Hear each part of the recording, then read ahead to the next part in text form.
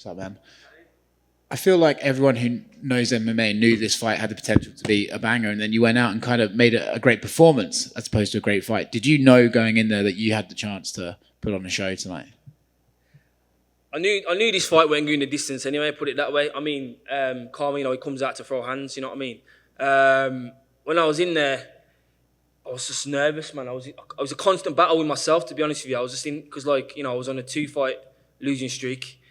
My first 2 fights in the UFC, they give me another chance, and I've gone in there, and I was just constantly nervous, battling with myself, oh, you can't do this, Joe, you can't do it, you can't do it, you can't do it. But on the other hand, I was there and said, I can do it, I can. And I just had to fight that battle in my mind, really.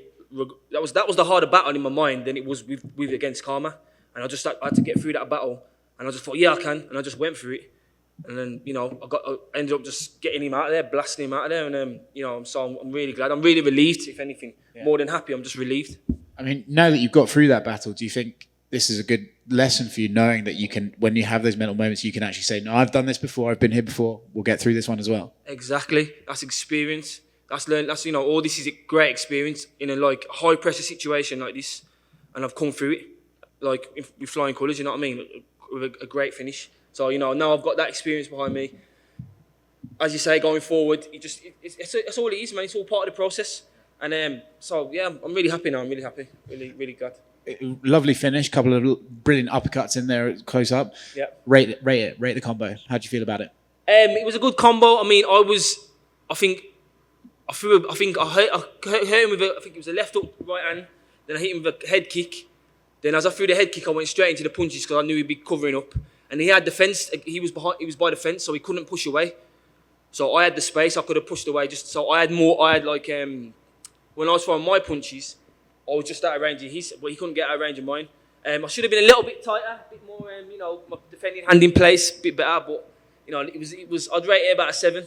All right. Nice. Sorry, that just went on a bit then. That's all right. I think you said. Did you say to Bisping that you felt you needed a finish or you'd be out of the UFC? Is that how you felt going into this fight? I felt, I needed a win. I know that, and I need to do it in good fashion, or else I'd have been on my straight out the door, mate. I believe, you know what I mean. So I had no choice but to get the win and do it in spectacular fashion. Yeah. Did you say you have an MCL tear? Yeah, I think it's is that a rupture tear? Obviously not like a full tear. Yo, Tim, what's the correct word for that? Rupture. Yeah, not the one that's fully teared, obviously. Sprain. The sprain. No, it wasn't a sprain. It was like a half a tear, It was just, man, a little tear in my MCL.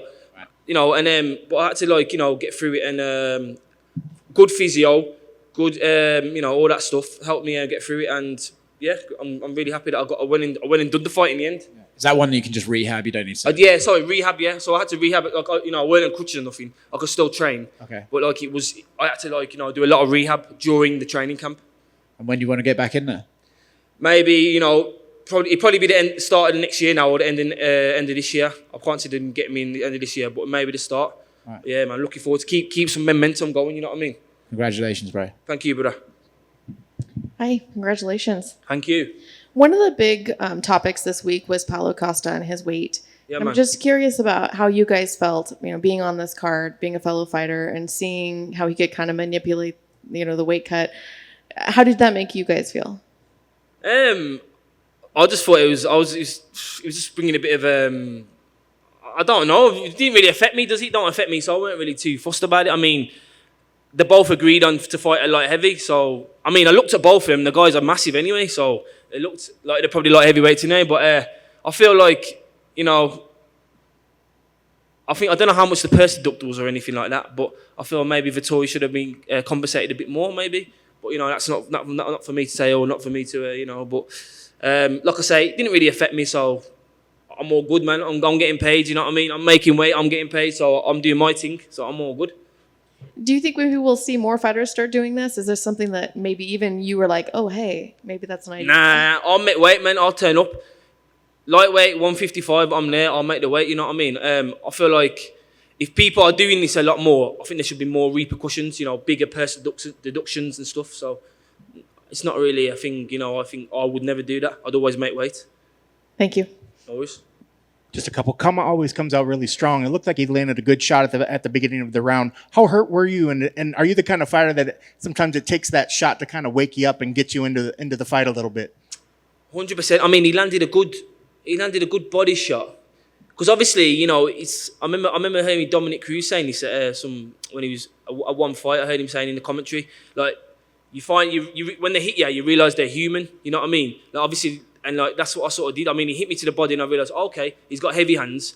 You know, he's human. You know, he can be stopped. You know what I mean? I think he went through a right hook to my head or something, but he never hurt me or anything. He just woke me up, if anything. So, but you know, kept my defence, kept my hands up, kept my shape, and stayed switched on. And you know, I seen the opportunity and I capitalised, and I got the win. And speaking of like when you were talking about, you know, having the confidence of wanting to get in there and knowing that you could do this, after you take a shot like that, do you immediately sort of say in the back of your head, okay, I've tasted it, I felt his power, he's got nothing for me at that point? I wouldn't say you think he's got nothing, but you realise, like, okay, I'm not just going to fall over if he punches me, you know what I mean? And it just switches you on, you know, you keep your guard up, keep your shape, and you know, it gets you, and if anything, it makes you start, okay, you're going to punch me, I'm going to get you back, you know what I mean?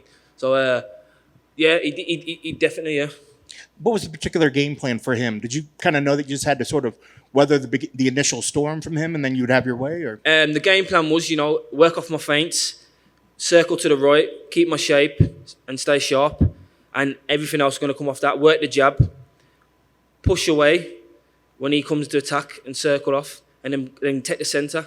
And then, you know, we were looking to, if it was going to be a close round, we were looking to wrestle towards the end of the rounds. That's what we were going to do. We were going to wrestle if it was close to get the win, because we came here to fight for 3 rounds, you know, so. But I seen the opportunity and I took it. Yeah, well, definitely didn't have to show any wrestling skills out there.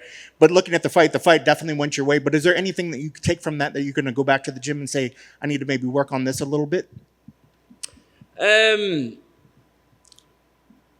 Maybe throwing the hooks. Maybe I threw a lot of hooks. I mean, they might have looked good, but to me, like, you know, I'm a perfectionist, and I feel like I should have been a bit more compact whilst throwing the hooks. You know, if against another guy who's very compact, you know, you need to be switched on in that situation.